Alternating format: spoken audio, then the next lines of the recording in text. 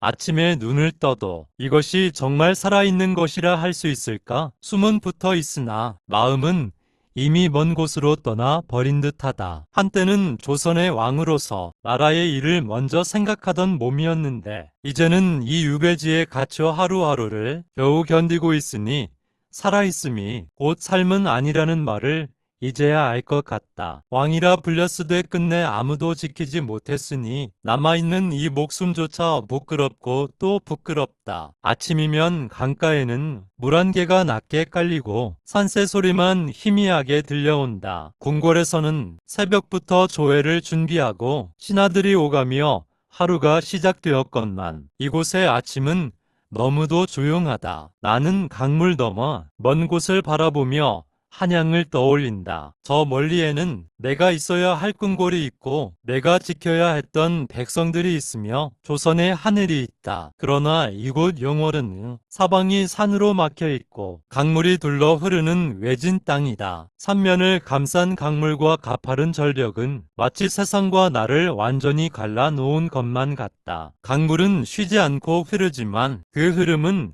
나를 어디에도 데려가지 못한다. 그저 이곳에 머문 채 세상과 끊어진 사람처럼 살아갈 뿐이다. 처소 가까이를 천천히 거닐다 보면 잊으려 해도 잊히지 않는 얼굴들이 하나둘 떠오른다. 나를 따르던 신하들, 함께 나라 일을 의논하던 사람들, 그리고 궁궐에 홀로 남겨졌을 나의 왕비. 그 가운데서도 성산문과 박팽년을 비롯한 충신들의 얼굴은 더욱 또렷하다. 그들은 나 하나를 위해서가 아니라 무너져가는 왕통과 조선의 의리를 위해 목숨을 내놓았다. 나를 다시 왕으로 세우려 했다는 이유로 그들은 옥에 갇히고 모진 고초를 겪은 뒤 끝내 형장의 이슬로 사라졌다. 그러나 비극은 거기서 끝나지 않았다. 남은 가족들까지 죽임을 당하고 노비로 끌려가고 어린 자식들과 아녀자들까지 울음 속에 흩어졌다는 말을 들을 때면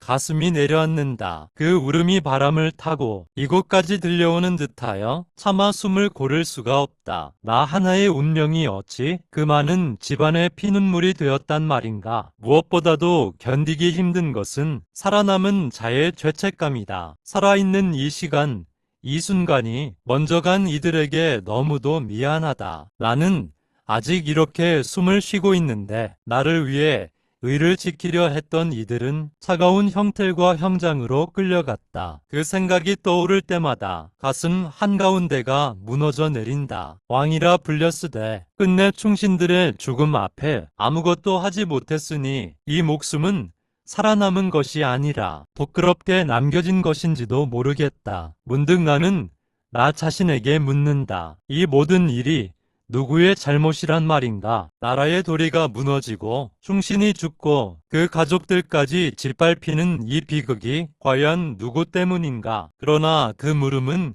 오래 가지 못하고 이내 나에게 되돌아온다. 내 몸 하나 마음대로 하지 못하는 이 처지에 누구를 탓할 수 있겠는가? 왕으로서 나라를 지키지 못했고 나를 따르던 사람들조차 지키지 못했으니 그 죄스러움이 가슴 깊이 남아있다. 나는 이제 무엇을 해야 할지 알 수가 없다. 살아야 하는 것인지 그저 다가오는 죽음을 기다려야 하는 것인지 마음조차 갈 곳을 잃어버린 듯하다. 지금 이 시간 나는 왜 이곳에 있는가? 나는 과연 무엇이란 말인가? 앞날은 예측할 수도 없고 내 목숨 하나 단정할 수도 없는 이 신세에 나는 어디에 나의 안위를 맡겨야 한단 말인가? 그를 가로지르는 짐승을 보고 하늘로 날아오르는 새를 바라보고 있노라면 정말요? 차라리 너희가 나보다 더 자유롭고 더 평안하구나 하는 생각이 절로 난다. 나는 왕이라 불렸으되 지금은 새 한 마리만도 못한 처지가 되었구나. 낮이 되면 나는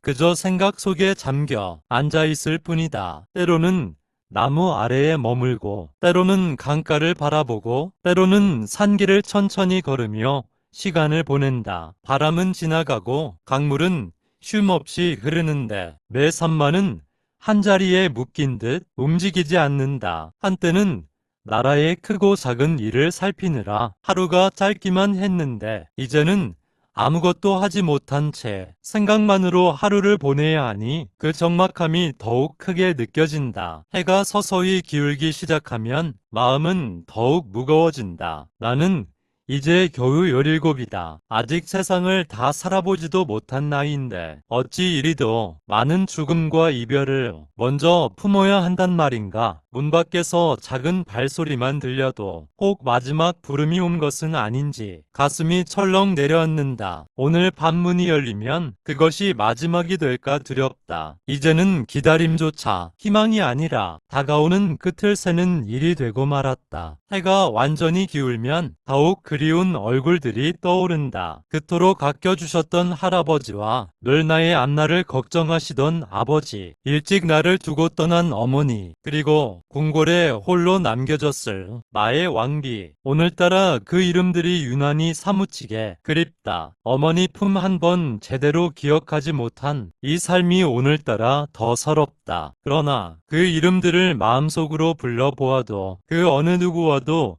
말 한마디 나눌 수 없는 이 신세가 너무도 야속하다. 지금 궁궐에 남아있을 왕비는 어떤 마음으로 하루를 보내고 있을까? 나를 기다리며 눈물로 밤을 새우고 있지는 않을까? 내가 곁에 있어야 할 사람을 홀로 남겨둔 채 나는 이곳에서 이름뿐인 목숨을 이어가고 있으니 그 미안함이 더욱 크게 밀려온다. 밤이 깊어지면 등불 하나가 방 안을 희미하게 비춘다. 궁궐에서는 수많은 등불이 밤을 밝히고 사람의 기척이 끊이지 않았건만 이곳에서는 강물 흐르는 소리와 바람 소리만이 나와 함께한다. 오늘도 밤이 깊어 가는구나. 내일이 될지 모레가 될지 알 수 없으나 죽음의 그림자는 서서히 다가오고 있다. 그런데도 내 마음은 끝내 나라를 놓지 못한다. 나 하나의 억울함보다 더 두려운 것은 나라가 흔들리고 백성들이 또다시 눈물을 흘리는 일이다. 단종의 유배일기 하루의 일과를 일기에 적어본다.